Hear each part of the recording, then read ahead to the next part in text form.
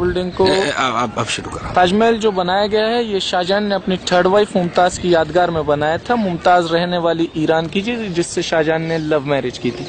3 wife, इससे पहले 2 wife थी, उनका नाम फतेहपुरी बेगम और दूसरी वाइफ का नाम खंडारी बेगम था। पहली वाइफ और दूसरी वाइफ से अरेंज मैरिज की, तीसरी वाइफ से लव मैरिज की। तो पहली दूसरी वाइफ के कोई बच्चे नहीं थे। थर्ड वाइफ के 14 बच्चे थे, जिसमें कि 8 बच्चों की तो जन्म के समय डेथ हो गई, 6 बच्चे लाइव थे, 4 बेटे 2 बेटियां थी, दारा शिको सुजात मुराद औरंगजेब शाहजहां का छोटा बेटा था, 2 बेटियां थी, जहान आरा और रोशन आरा। शाहजहां ने जब ये बिल्डिंग बनाई मुमताज की याद में, तो ताजमहल की व्हाइट बिल्डिंग को बनाने में 17 साल लगे और 5 साल के अंदर में यहाँ मस्जिद और गेस्ट हाउस बना के कंप्लीट किया गया। तो कंटिन्यू जब 22 ईयर्स 20,000 वर्कर्स ने ताजमहल की बिल्डिंग को बनाने में लगाए, तो 18,000 लेबर शाहजहां ने ईरान से बुलवाई, 2,000 लेबर ताजमहल को बनाने के लिए इंडिया से आई। ये जो देखे मस्जिद है, मस्जिद को बनाया गया है वेस्ट साइड में, और इसी तरीके की दूसरी बिल्डिंग ईस्ट साइड में बनाई गई है, उसको गेस्ट हाउस कहते हैं, जमान खाना। दोनों बिल्डिंग्स को देखने पर एक जैसी बनाई गई हैं। मुस्लिम हो चाहे हिंदू, इसको देखने में बहुत कंफ्यूज हो जाता है कि मस्जिद कौन सी है, गेस्ट हाउस कौन सा है।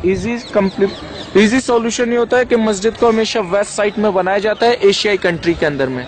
वेस्ट में इसलिए बनाया जाता है कि जो डायरेक्शन है मक्का मदीने का, सऊदी अरब का, वो वेस्ट में है, इसलिए मस्जिद वेस्ट में बनाई जाती है। ताजमहल की बिल्डिंग को बराबर देखने के लिए उधर में एक प्रैक्टिकली बिल्डिंग बनाई गई गेस्ट हाउस की, ताकि ताजमहल की व्हाइट बिल्डिंग को आप लोग लुक लाइक 4 साइड से सेम देख सकें। ये जो 4 मीनारें दी गई हैं ताजमहल की, चारों मीनारें देखने में तो सीधी नजर आती हैं, but these are not look like straight 4 minarets. 2 degree outside में टिल्टेड हैं। अल्लाह न करे कभी अर्थक्वेक, आंधी, भूकंप या तूफान ना जाए, जिसकी वजह से ये चारों मीनारें ताजमहल के अंदर में न गिरे, आउटसाइड फॉल डाउन हो जाए। ताजमहल बिल्डिंग को इधर में व्हाइट मार्बल देखिए, तो व्हाइट मार्बल जो है इंडिया का है, जो राजस्थान मकराना से आया था, आगरा से 450 किलोमीटर है। और रेड स्टोन जो आया वो यहाँ फतेहपुर सीकरी से आया, जो आगरा से 45 किलोमीटर है। इस बिल्डिंग की टोटल हाइट दी गई है 245 फीट और चारों मीनारों की हाइट दी गई है 175 फीट। मैन डोम को देखिए, तो मैन डोम के ठीक नीचे में शाहजहां और मुमताज की ओरिजिनल मकबरा दिया गया है। ओरिजिनल मकबरा 1 साल में 3 बार दिखाया जाता है, और डुप्लीकेट मकबरा है वो आप लोग एग्जैक्टली एवरीडे देख सकते हैं, कोई भी डिफरेंट नहीं है। लेकिन डोम के ऊपर में जो पूरा कलश लग रहा है, उस कलश के ऊपर में हाफ मून दिया गया है, जो मुस्लिम लोगों का सिंबल होता है।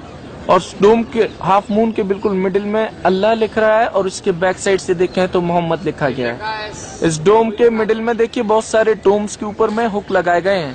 1971 के अंदर में इंडिया पाकिस्तान वॉर हुआ था, तो उस वॉर टाइमिंग में इस बिल्डिंग को काले कपड़े से इंडियन गवर्नमेंट ने कवर्ड कर दिया था, ताकि ये बिल्डिंग्स नाइट के अंदर में ग्लो होती हुई दिखाई न दे। क्योंकि इस बिल्डिंग की तीसरी खूबसूरती ये है कि ताजमहल में कोई आर्टिफिशियल इलेक्ट्रिसिटी बल्ब आज भी नहीं है। ये बिल्डिंग आज भी नेचुरल ग्लो करती है, जैसे कि डायमंड की तरह से होता है। और बाकी जो सारे जैम्स स्टोन लगाए गए हैं, ये मून लाइट में ग्लो करते हैं, जिस दिन 14वीं का चांद होता है।